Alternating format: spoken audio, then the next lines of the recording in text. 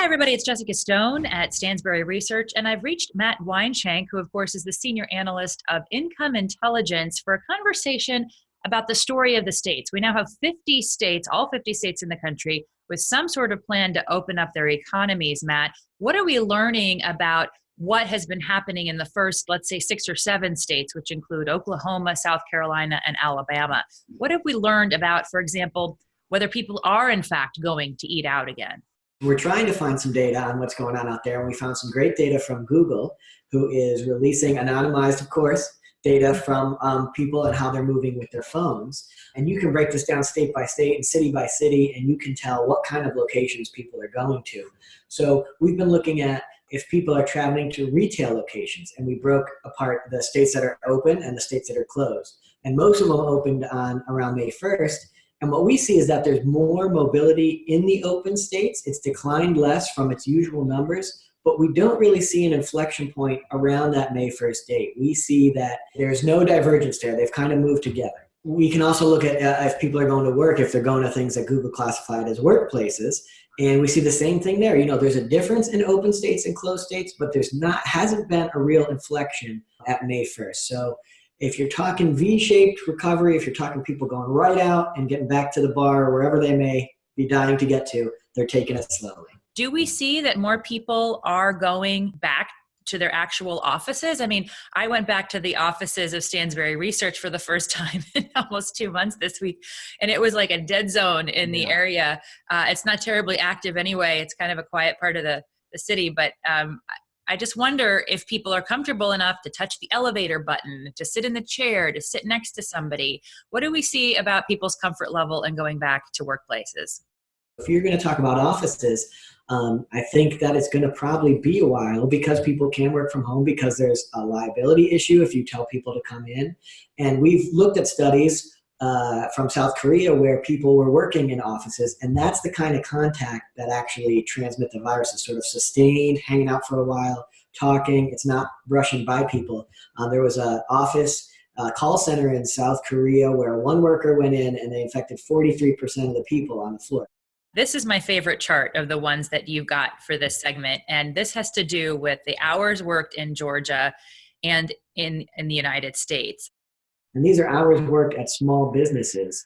So we're trying to see, did those small businesses open up? And we can get through May 12th, which is valuable now. It's May 20th, so we're not waiting for month-end data. But are those small businesses opening up and telling people to come back to have enough customers that they say, okay, we should actually open up?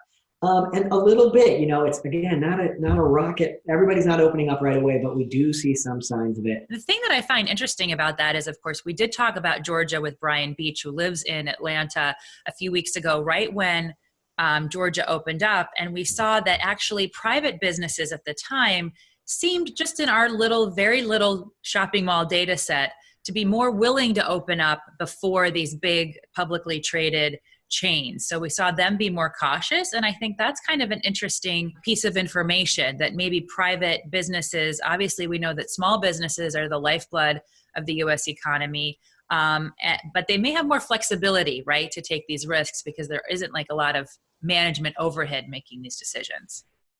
Right. It's you don't have a big committee meeting to figure things out, but also the small businesses don't have the same access to capital that the large businesses do. And that's what they're sitting on.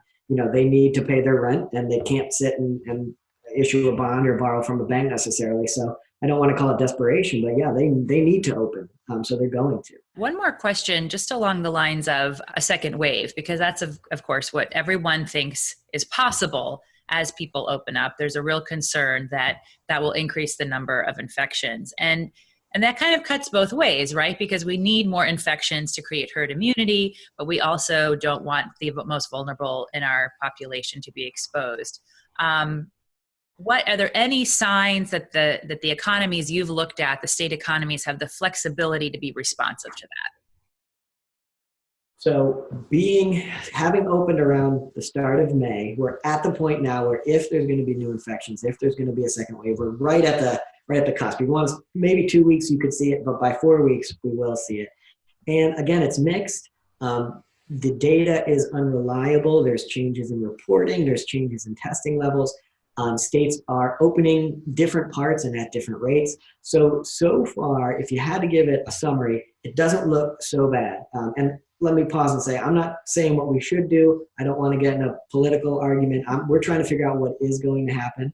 So I'm sure the comments on YouTube will have some political arguments there. But the point is, so far it looks okay. It doesn't look as bad as it could have been. But we'll have to see. There still needs to be more time and more data coming in. Yeah, we know you'll be watching it closely for all of the many people that read all of the publications that you touch. Matt Weinschenk, thank you for that insight, and thank you for being across that sort of state picture. Now that we have 50 states involved in trying to open up their economies, we're really going to be coming back to you, I think, more regularly to get the latest on the data. Thanks so much. And if you would like to see many more videos with Matt Weinschenk or any of our other analysts, please do subscribe to our YouTube channel. You can also find us on Facebook, Instagram, and Twitter. Thanks. That's all for now. Thanks for watching.